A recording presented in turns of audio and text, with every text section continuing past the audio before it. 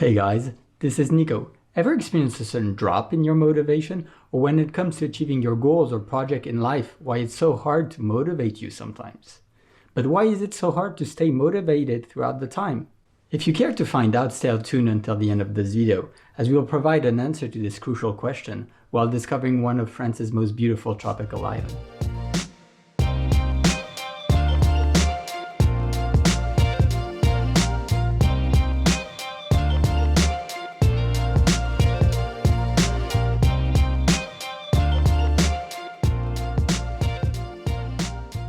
This video is going to be segmented in three main categories. The first part will focus on how you can stay motivated in an ever-changing world and reality.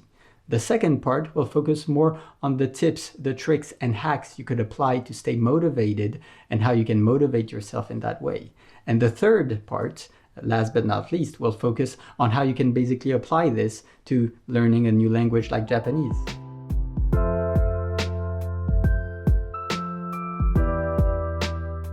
For this first part, I'll take you to a tropical island which is called La Réunion.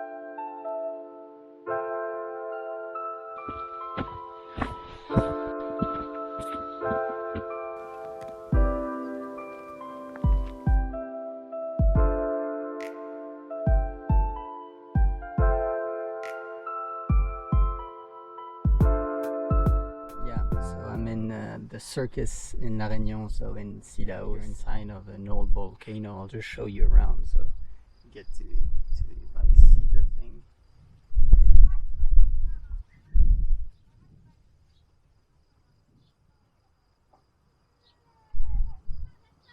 For me, this was an opportunity like to change with you, like how can you find motivation in your life, or how can you achieve your goals in general.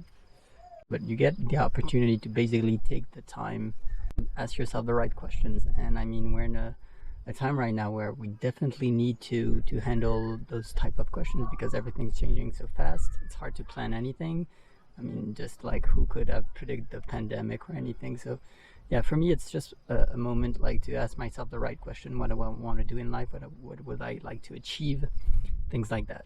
That would be the milestone here of this video, would be how to find motivation. And I think once you find what you want, and trust me, I think throughout your life you're always going to seek for new goals, new aim, new objectives, and new dreams basically. But I think the most important thing today is when you want to achieve a dream, a goal, when you want to go somewhere, don't plan too much, obviously, because I mean it's impossible to plan with all the parameters, but you have to make scenarios, like focus on making different scenarios, because it's going to help you basically achieve your goal. Let me explain that in another way. Is, for instance, if you're putting all your efforts and energy into one option, and let's say this option doesn't work for whatever reason, it's going to be very hard to maintain your, well, to achieve your goal, because you're going to be highly demotivated when you're gonna basically hit a problem.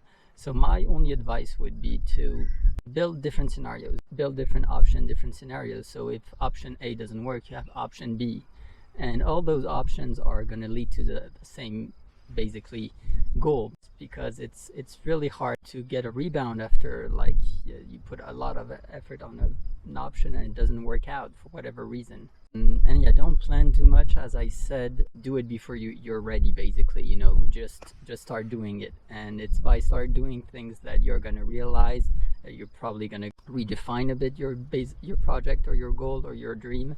it's a whole process. So you have to start doing it, even if you're not ready. It doesn't matter really. Just start doing things.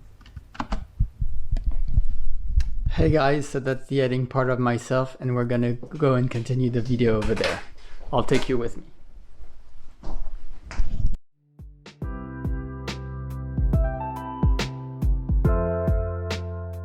The truth is that you're basing your motivation on the wrong parameters. Initially, intuitively, when we start a new project or any meaningful thing, we start by setting up goals. This is indeed a very useful thing, as it allows us to actually start the action.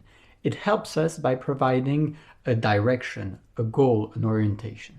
At first, this goal, this direction will highly motivate you. But as time goes by, your motivation will slowly fade away. In reality, it is not because you are setting yourself ambitious goals that you will succeed. Let's take, for example, professional athletes. They all want to win a race, right? But at the end, only one of them is able to do so. This example just gives you a quick overview of the difficulty you can face if you only have a goal approach. An only-based goal approach has 3 major flaws. First flaw is the momentary change. Achieving your goal only changes your reality for a short period of time. And if you think about it, this is a little counterintuitive when you really want to progress or to improve yourself. Second major flaw, it restricts your happiness. If you think about it, achieving a goal is a binary approach. It is a very narrowed down vision of happiness. Either you achieve your goal, you succeed and you're happy, either you fail and you're completely demotivated. The third major flaw, as you already probably can tell, this is a very short-term vision. A goal approach is really a short-term. It only changes your reality for a short period of time and doesn't help you take some perspective and think on the long term. But thankfully, there's a solution to this. In order to interfere with this intuitive reflex, you should build a system that will be here to help you support your goal. In reality, this system will be the one that will help you make progress. This system, process, will be the one that will help you confronting the major flaws of a goal-first approach. By understanding that it's this system that will bring you progress, you will be basically happy whenever this process is running, regardless if you achieve a specific goal or not. This will open perspective for you, and it will help you enter a cycle of endless refinement and continuous improvement. In order to do so, you should shift your thinking paradigm from a goal-oriented approach to a more identity-based approach. Here's an example to illustrate this. For instance, if you wish to lose weight, rather than focusing on setting a weight limit, try to focus on trying to be a healthier person. And then try to apply what you think this healthy person would do on a daily basis in terms of food, exercising, or habits, for instance. Really focus your system, your process, and your habits on this identity statement. This illustrates the importance to favor identity change when it comes to improvement. Focus on the action to change without thinking too much about the beliefs driving those actions. Another benefit by evolving your identity into the change is that it will be easier to commit to whatever your process is, as it will involve and implicate the natural pride you give towards your identity. The more your action will be linked to your identity, the harder it will be to change it. It will be easier to commit to what you think about your identity than just blindly following a slumber or a story you're telling about yourself. In fact, our initial reflexes are usually not the best approach. If you're interested in that, please look at a previous video I made. I'll probably made it around here. That is basically here to explain you how you can hack your brain to better learn things.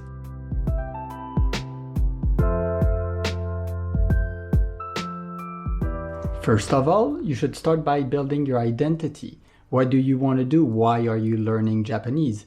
Do you just want to be able to speak a bit of Japanese when you travel there? Do you want to be able to read mangas or animes without subtitles?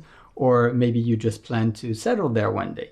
So that's really important. Try to identify why you are learning Japanese, and that's the first step. Second step, you're going to try to build your system, your structure, your habits around that identity. This is not the full purpose of the video on how you can better build habits. There's going to be another video that is going to be focusing on this, but try to really relate your structure, your process, your learning method around that identity. Once you start learning the language, your vision of this language and the process to learn it will be enriched, and your vision will be much clearer on where you want to go and how you can get there. That's basically why it's important to not set too ambitious goals in the beginning and wait until you actually start understanding the field you're trying to find out to basically know what you're talking about. As time passes, you will be able to decompose the different elements and parts that are constructed in learning a language like Japanese. You will understand more about hiragana, katakana, kanji, how they work together. You'll understand more about the structure of the phrase, the grammatically points important to structure a phrase, the reading part, the listening part, etc., etc. This vision will help you build and structure your learning process with much more achievable and attainable goals. For example, you could apply the SMART approach to your learning process. This will help you better build your structure, your habits, your process. The SMART structure goes like following. The first is S, like specific. So this helps you setting goals that are simple, specific. Second, you have the M that stands for meaningful. It helps you building motivating goals, meaningful goals. Third, you have the A that stands for achievable. It helps you building goals that are agreed, attainable. Fourth, you have the R that stands for reasonable. It helps you building goals that are realistic, reachable.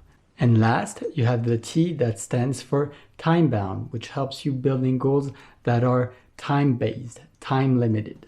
Another important element to reinforce your structure and the process you're going to build to learn Japanese is going to be to identify what types of learning you actually like. For instance, for me, I enjoy writing the kanji, and that's for me a very enjoyable way of learning Japanese.